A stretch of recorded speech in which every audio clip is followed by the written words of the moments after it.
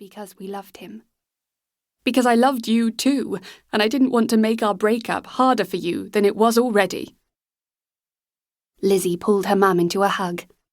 That's what makes you my absolute hero. Don't be silly, Gwendolen said with a sniff. She wriggled from Lizzie's arms and dabbed at her eyes again. The car slowed. Lizzie looked out of the window to see the evergreen-topped walls of the churchyard come into view. The wiry trees reached from the grey stones into a patchwork sky, their branches buffeted by a brisk November wind. The village of Piriwick was a pretty place, and its church was still picturesque even when dressed for such a sombre occasion. Her dad had returned to the village of his birth as often as he could during his lifetime, sometimes bringing his children to see what few sights there were. Often Lizzie and her siblings had been bored, but now she wished they'd shown more enthusiasm. It seemed only fitting that he should be buried here. Looks like we're here, she said. Her gaze ran over a crowd of black-clad mourners gathered at the gates. All turned at the arrival of the lead car. There were some people she knew, a lot that she didn't. Perhaps they were from his other life, the one he'd shared with Florentina. It would have made him happy to see so many people here, her mum said, nodding approval. It would, Lizzie agreed.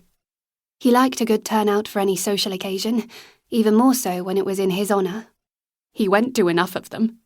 He did. Lizzie laughed through the tears she could no longer hold back. He would have gone to the opening of an envelope. I think he secretly always wished he was a celebrity. He was to us. Lizzie turned to see her mum was smiling now, even as tears rolled down her own face.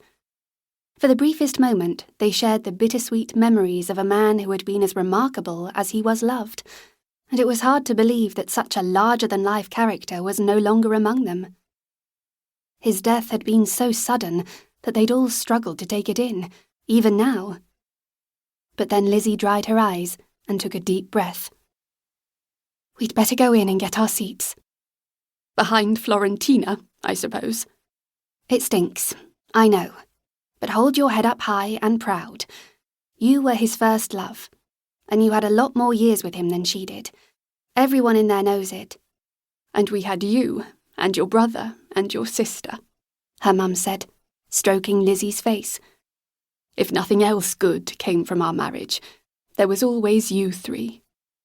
It was Lizzie's turn to purse her lips, biting back a reply that demanded to know that if her siblings were so perfect, where were they now?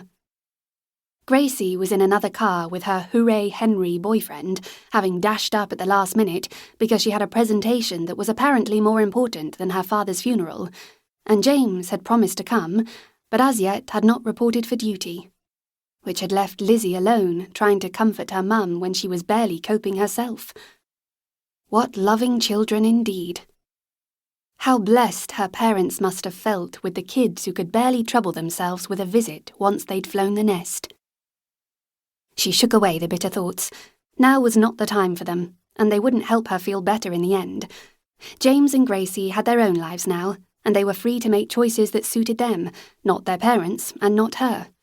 It stung, that was all, and it must have stung their mum, though she'd never say it.